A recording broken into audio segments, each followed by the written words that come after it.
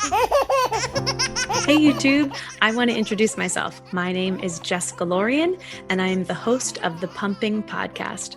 We are brand new here on YouTube, and I'm so excited. We are celebrating our 1-year anniversary with the podcast. And so I thought, what a better way to celebrate than to start up a channel and join this whole crazy group on YouTube. So I will be sharing my episodes on here from now on.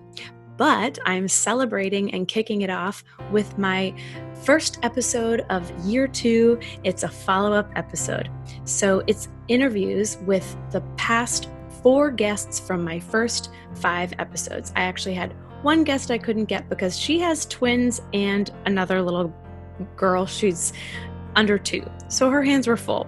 So we couldn't get her, unfortunately, but we got all the other ones to come back and do a follow-up episode and tell us where they are now. I hope you enjoy. And afterwards, if you haven't listened to their original episode, I know you're going to want to go check them out. So you can follow the link below and check them out and listen. And I hope you enjoy the episode. Here it is. Here we are. I am so excited and so grateful to have 4 of my kickoff episodes starting us off for my anniversary, August 1st. I can't believe it's been a full year of the Pumping Podcast, and I get to look at so many beautiful faces that helped support me through this whole process, and I'm so grateful to you. So today is all about just following up. Where have you been the past year? What has life been like? Some of you will have much different journeys. Some of you might kind of just look the same. But I'm so excited to see where you guys are all at now. And we're going to kind of go in order of episode. So my very first episode is episode 1 with Amanda. It is entitled What They Don't Tell You About Breastfeeding. And I've seen your little girl quite a bit, so I kind of know, but I can't wait for you to share with everyone else, what has life been like? What has this year, just big summary, been like for you? It has been a roller coaster. The best roller coaster I've ever been on, though. She is actually 15 months today, so it feels kind of fitting that we're following up. And yeah, it's been great. I went back to work after, I would say, 4.5 months of maternity leave. And, that was difficult, but luckily, since we're talking, my episode was a lot about breastfeeding. I continued, once I went back to work. My company had an amazing setup for mothers, so I have to give props to them because I know every company is not like that. They had multiple mother rooms for us. They had pumps in the room. So I really just had to bring my parts. I could even leave them there. There was a sink, there was a fridge. I was spoiled. So I continued that breastfeeding and pumping journey.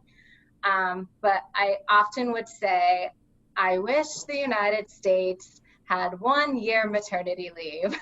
And then COVID hit and you got it. Yeah, the silver lining of this pandemic was I got to go back home with my husband, which is great. So we were fortunate that both of our jobs, we can work from home. So I got my wish. We got to see Ellie's first steps at home. It's definitely another adventure, work from home and running a mommy daddy daycare for Ellie.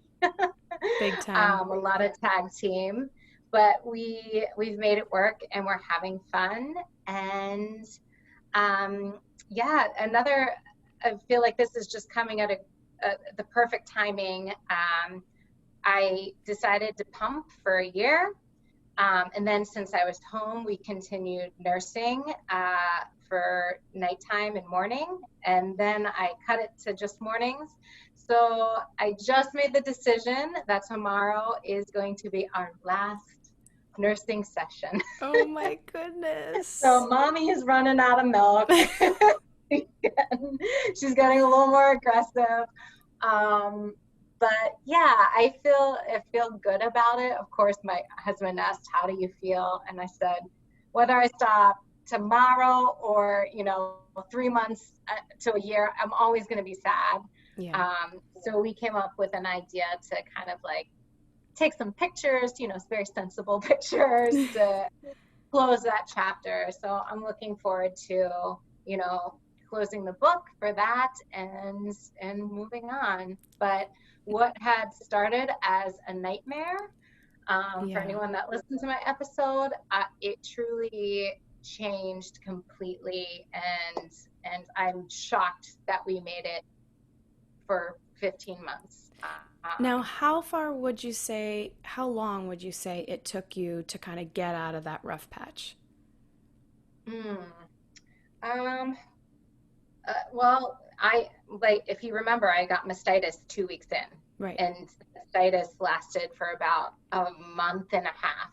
And so I would say we were not really in a groove until 3.5 months.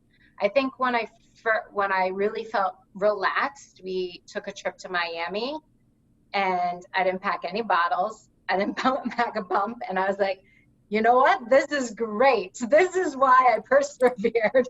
So I didn't have Exactly. to pack any of that stuff. No, but I think that is when I really just felt we did it. I made it to the point where, I had this idea in my head based off pictures of nursing, and I watched like a yoga video where you can nurse and do yoga. At the beginning, I was like, that's totally false. This is fake news. I don't know how anyone does yoga and nurses at the same time, because I'm screaming and crying right now. This is horrible. Exactly.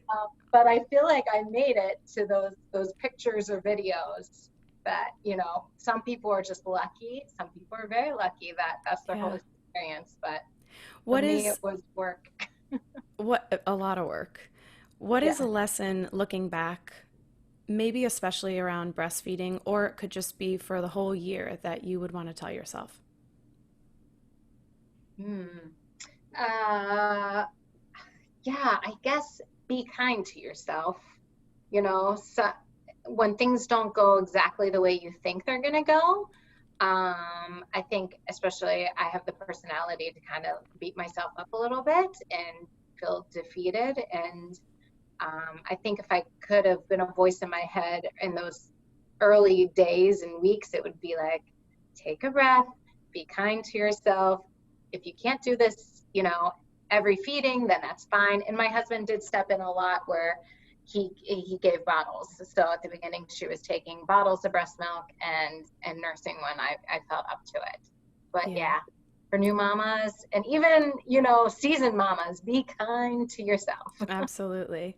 I'm so glad that this laid in a perfect timing Yeah. for your life and your closing chapters. I'm so glad that you were here. Okay, we're moving on to our next follow-up, which is episode 3 with Ashley, and it's entitled The Shit That Nobody Tells You. And we sat down, she came over to my apartment, and we sat down and talked about all the postpartum shit that nobody talks about. And we actually talked in our interview about having a follow up episode. And so I'm interested in hearing, first of all, what was that postpartum journey like after we talked? Did it extend? Did more crazy things happen? Or did it just start to slowly sort of heal and cover over? I feel like after I had that interview, it was like what, like 6 months Yeah, postpartum, I think. yeah, Yeah, things. That's when I feel like I started to get a sense of normalcy. And the only thing that wasn't great was the fact that um, around that time you start introducing solids to your baby and they don't breastfeed as much. And so for me, any like hormonal shift. well, that's exactly what we had talked about because you said that that was going to be another change, and we thought, well, who knows what's going to happen now with your body? That was a change. Yeah. So like I would say any sort of like weird postpartum depression hit me around then because that was like my big hormonal shift was around then. It wasn't huge or drastic, but I was like, oh, there's a noticeable I am sad right now. Yeah, All right, cool. you know. yeah. And But your yeah, son now is over 20 months? 21 months. Yeah. 21 months. And do you feel like you're still dealing with any sort of a postpartum, or did it completely go away at some point? Well, I feel like it evened out, and then well, he was still nursing until honestly he kind of stopped asking for it about a week ago. And it's because we're pregnant with our second. And so, Yay! thanks. I So love I'm about 20 weeks in, so I'm halfway. So I think that I might have dried up. So he's kind of like, all right, this. You're not giving me anything anymore. I'm gonna eat a cheeseburger. What? You know? So, I mean, it's fine. We ended that chapter, and I don't think I really got to experience like any big shift because the hormones are so wild from just kept riding in. pregnant. So it's a whole different kind of pandemic pregnancy hormonal thing going on right now. It's still good though. It's, it's been okay, but that was the only surprise that I had really after that interview was that shift after we started dropping feeds at nighttime. Now, is there anything, now that you know that you're having a second, is there anything going into that you think you'll do differently, or will you prep in a certain way to kind of make your body ready for whatever sort of postpartum adjustments might happen? Or do you think you're just going to ride the wave? Yeah, I think I'm going to be like, fuck it. I did it once. I'll be like, okay, this is normal. This feels weird. I think if something doesn't feel right, I'll ask for help. But after you do it once, not only are you, I'm just going to be busy. So those things that I would have time to be worried about and be really nitpicky about, and be like, this is what I want for my baby. I'm going to have a toddler running around, and I'm going to be like, nobody got time for that. Exactly. It doesn't work out. Here's the formula. We're all good, Yep. So yeah, I think we're just going to make it happen. And also times are weird. Like I can't call in my mom tribe, I can't have friends over to help. So I think it's going to be survival in a different way, not that social help that you usually have. Yeah. What do you think is a lesson that looking back you would have told yourself about that first year or first pregnancy? I don't know, just roll with it. Just, and also because I had, especially with labor and delivery, I had a surprise NICU stay after my first night. I think the only thing I would have told myself is maybe pack more shit for the hospital because you might be staying longer than you thought. And I was ready for a C-section stay potentially, but like, I guess just like, kind of get ready for anything. They're saying with the pandemic, pretend like you're camping is what they say. Like, bring some extra snacks, bring some underwear, I guess like I'm going to be ready for that. But other than that, just chill out and ride the wave and ask for help. Yeah. Be kind to yourself, ask for help. Those get repeated so much in my episodes. It's crazy. Yeah. What was I just going to say? It left my mind. Oh, when is it that you're due again? Around Thanksgiving. So it's November 21st is the official due date. My birthday's the 20th, so we'll see. Ooh. She'll probably come on my birthday, And you're having a girl, so you have one girl and one boy. Yeah. Oh, I'm so happy for you. What a good follow-up. We're stoked. We're really excited because, like I said, we had issues. I had a bunch of miscarriages before the first one. So we're just thankful. Yeah. We're really happy that things are working out this way. That's awesome. Such a good follow-up. All right, moving on to my next one. We have episode 4. It's my only couple of dads, entitled A Couple of Dads. Sean and Tony, thank you so much. How are you guys doing? We're great. We're great.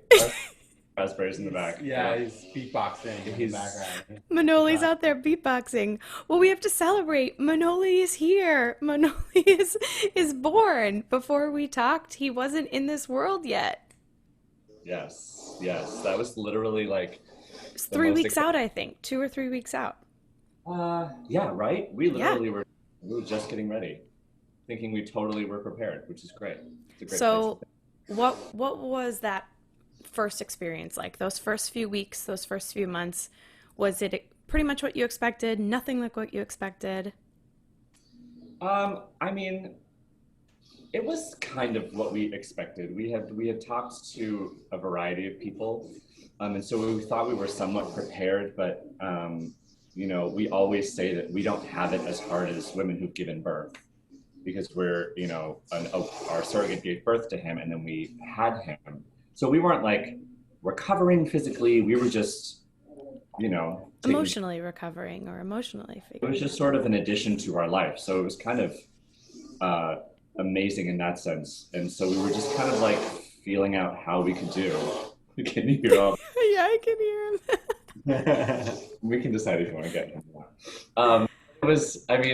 It was an exciting, easy, fast, like first, he's Greek, Tony's Greek. So we did a 40-day, you should describe that because I don't really understand it very much, but it was 40 days before a blessing, before you take him out of the house kind of thing. Right. So it was just the three of us, just sort of like in our home with my mom and his mom, and some very close family, but that was like it. We didn't leave the house with him. So it was very special. It went by in a blink. Tony, do you mind describing that? That sounds really interesting. Oh, well, it's a traditional, I guess it might have its roots in other cultures have it as well, where the mother and baby should sort of quarantine, If you will. quarantine for 40 days. And then you are reintroduced sort of to the community by getting a blessing from the church. So we stayed home for 40 days, and then after the 40 days, we did go to church so we can get a blessing from the priest. Hi, sweet Manoli. He's like, Hi, "What's happening?" boy. Look at that face. What a cutie. Oh my goodness. So our sort of mini Corona quarantine Honestly, beforehand. Yeah. So I heard that you're starting the process again. We are. That's the biggest update. Yeah, quite literally, like very much within the last 2 weeks, we've got the ball rolling all over again. Because coronavirus sort of slowed down the process a little, as to be expected, and but we're very lucky that our first surrogate is going to be the surrogate again. Oh, good. Get to have the journey all over again, and she was so incredible. It's so nice to have that relationship and that foundation to go through round 2. So Yeah. we're very excited. And are there other steps that you're finding more complicated this time, or since you already kind of know the route to take, it's much easier? Well, I think the thing that complicates it obviously is him. We cannot go to probably as many of the ultrasounds as we want. So we're thinking ahead. Right. How we're going to do that. The first time around, we'd gone to almost every single one. We would stay the weekend at a hotel nearby. We would go with her to the doctor's office. We were there for the transfer. We were, we were present for a lot of those, milestones. This time with him around and with coronavirus, I don't know if we're going to be doing as much traveling to be there with her, but it's great that we are so comfortable with our surrogate that we are totally confident in her abilities to, not have us. Not that she wouldn't be able to do it fine without us the first time, but we were kind of doting and excited and want to always be there.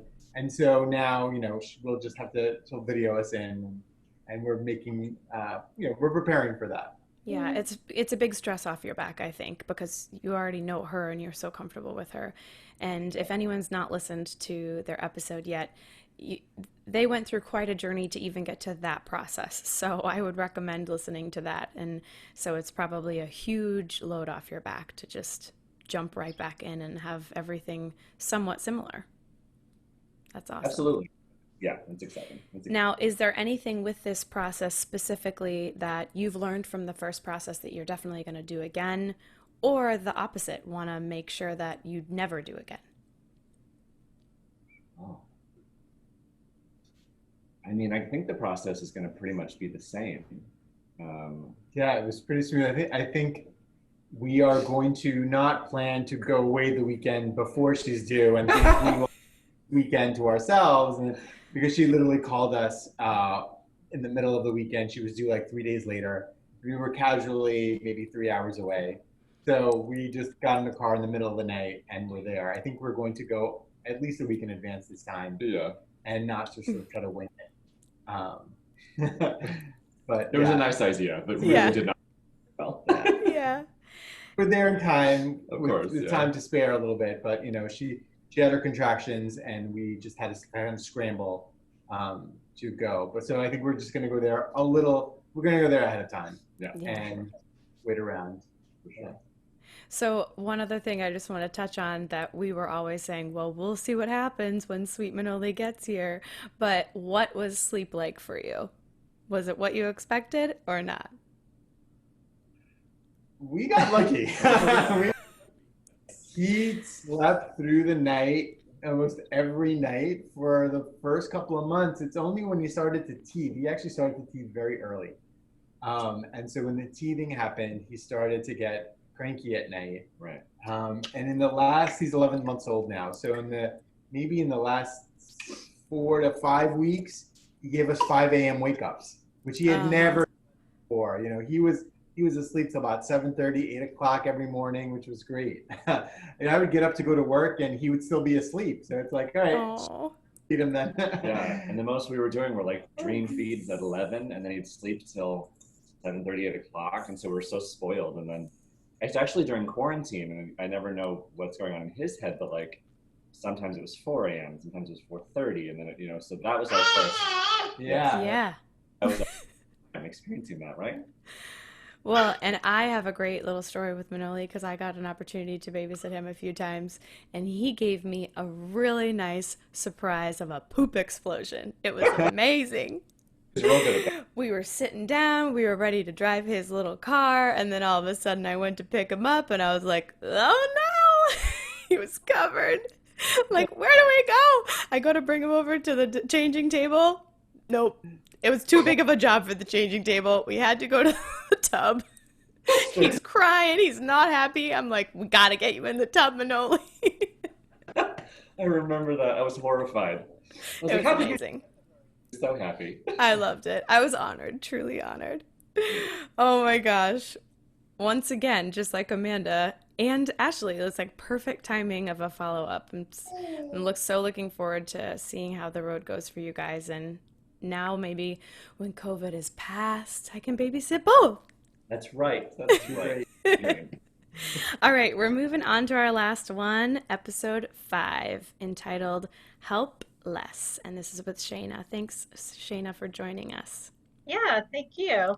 Now, Shayna's episode is a little bit different from the other 3 that we've heard in that she went back in the past in her episode and told us about her journey through birthing, which was really intense and dramatic and challenging, and then her little girl then being born a preemie and going through that whole process. And so she, I'm sure, hasn't changed too much in the past year, but I just want to kind of know what life has been like this past year. I know that especially with COVID, it's been pretty challenging, and what has it looked like for you? So my episode, I can't remember, but I think I talk about how my daughter has some like residual sensory processing disorders from her time. Well, we think because she was so premature, although it's very common otherwise, but really so in preemies. So over the last year, I think we've actually really gotten a handle on that. She's exhibited like some signs of anxiety, also kind of around age 2 to 3 that I had to educate myself to understand that kids really also have anxiety and have, like that's a clinical, thing. Right, for kids. And so over the last year, like I've had a total upheaval of my life. I'm an attorney by trade, but I started to get certified in yoga and mindfulness. So since about June of last year, I've been taking lots of trainings, and I'm well on my way to being like fully certified to teach. And before COVID, I was teaching in preschools, which was really rewarding, and in her preschool class. Nice. And I've been using a lot of the things that I've learned with her just at home, routine practices of, to dumb it down, really just deep breaths. And, a lot of mindfulness techniques that are really easy for kids. And they've really helped with her sensory processing and her anxiety. So she was really the impetus for starting that, because I started to see you doing that on Instagram and I wasn't sure where it was coming from, but that's so interesting. Yeah. And so I started to really just get into it. Like before COVID, I was winding down my job and I was going to start this new business. And I have this Instagram page called 5 Minutes for You. And I was doing daily practices of mindfulness and some movement with yoga. But the yoga that I'm studying and practicing is not really like flexibility based yoga. It's about all the other things that yoga can provide for us. So then COVID hit. Yeah. And then I had to really, like, I wasn't prepared to do that stuff virtually. Like, I just hadn't gotten there, with my planning and things. And then she was home with us. My husband's working from home. So I had to just kind of put it on hold. And then, like 2 months into quarantine, that kind of started to sound like a bad idea because this was never ending, maybe. And like, and we maybe didn't know. Necessary. Yeah. And then people started to say to me like, oh, can you do stuff again? So I started doing the practices again. And I'm trying to now get my act back together with like writing proposals to do that kind of stuff virtually, I guess. And the good thing is that, mental health has really been in the forefront of a lot of people's minds during this whole thing. In a good way. And obviously it's affecting us. Collective trauma is like raging, right now, and for our kids too. So, I've really had to kind of go back to basics and really try, especially with my daughter, because she's very sensitive and she does have this anxiety. So being home and I'm also very honest with her and maybe over explain things. And, I've told her what's going on really in a pretty frank way.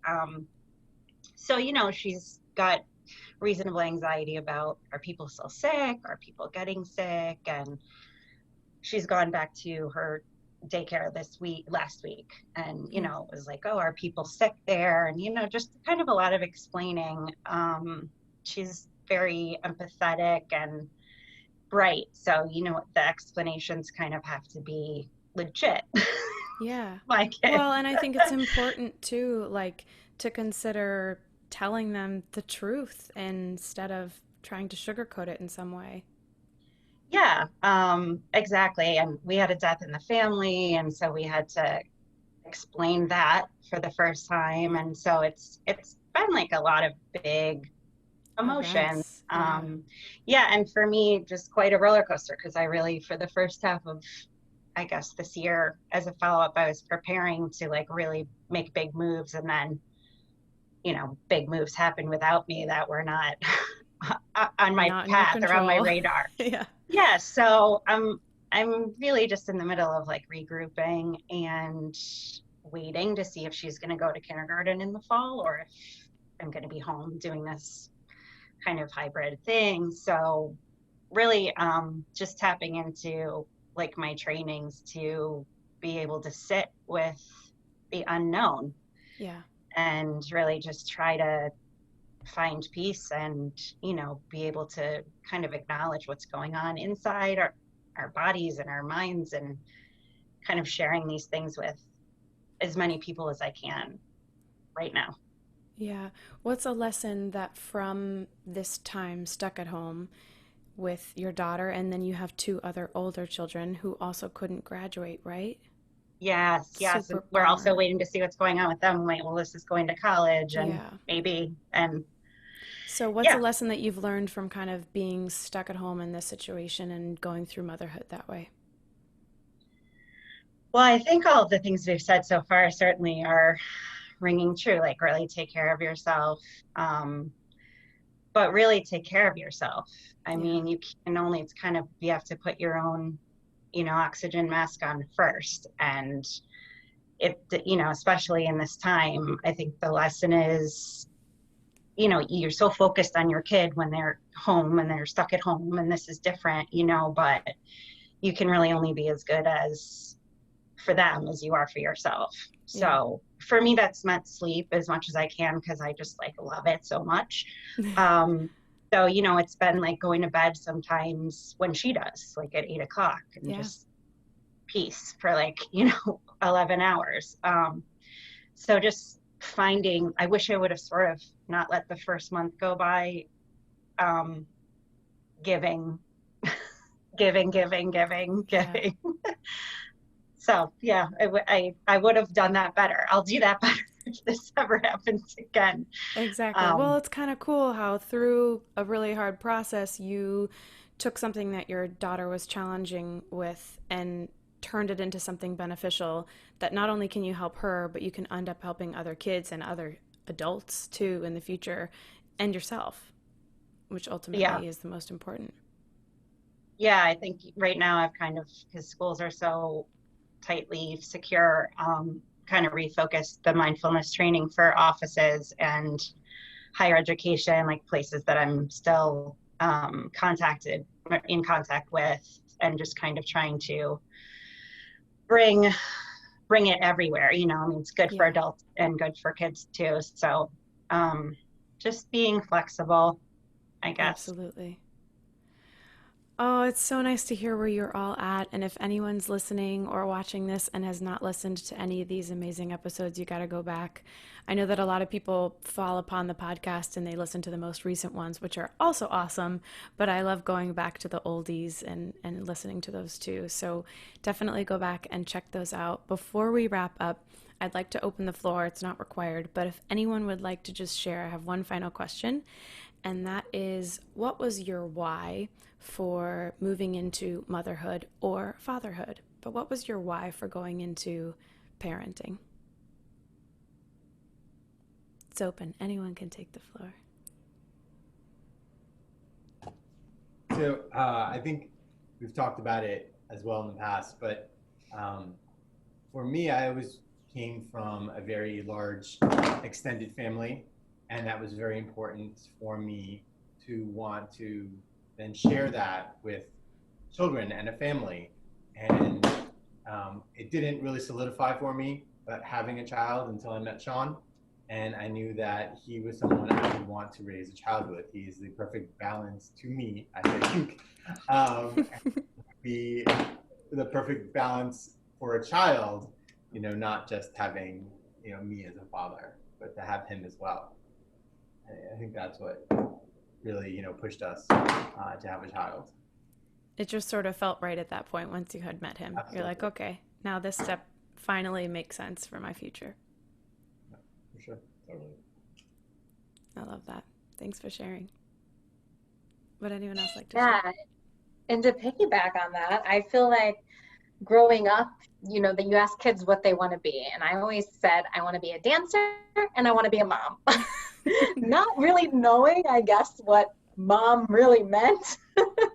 But those were my two passions. And then when I met my husband, Vince, I don't know, it clicks. As you said, I could envision him as a dad, and I knew I wanted to be a mom, and it just felt right. And here we are. We dove in. We were fortunate to have our daughter, and we're having fun on this adventure. Thanks, Amanda. Yeah. I think I also wanted to maybe pass information on to make, I don't know, maybe a better version of my family, myself and my husband, and then potentially impact the next generation in a positive way. You take what you learn, the good and the bad, and you hope that you pass on just the good, you know? And I think that's what I wanted to do. It's like, I had a good time. I had a good family and a good time growing up. And my husband did too. Let's do it again. Let's like pass it on, you know? And now you kind of live all of these moments again, and you remember what was awesome about growing up in life, all those little things. I love that. It's so important too. So my reason is not as sort of nice, I guess. But I didn't want to have kids. And for most of my teens and 20s and even like early 30s, I started dating my husband when I was 30, and he had 2 kids. So I was sort of an instant like stepmom, which for me was super awesome until it wasn't. And we've had a lot of trouble, just navigating the step-parent relationship in our family. And so at some point I just said, hey, like, I changed my mind. And I actually told my husband I didn't want to get married either. And I told him in the same conversation that I wanted to get married and have a baby. Surprise! Hey, and it actually took me quite a while to like work myself up to that conversation, as you can imagine. I had it with some friends first. But yeah, I just kind of dropped the bomb, and he just, he really is my everything. And, he just said, yeah, okay, of course. And then we did. We got engaged on a Friday, and I found out I was pregnant on the Monday, 3 days later. So he kind of was like, he's 10 years older than me. He's like, no, we're not getting any younger. Let's just do this. And we did get lucky, pretty quickly. And yeah, so within a weekend, I was engaged and pregnant. And then I had my kid like almost 3 months early. So all of that happened in 6 months.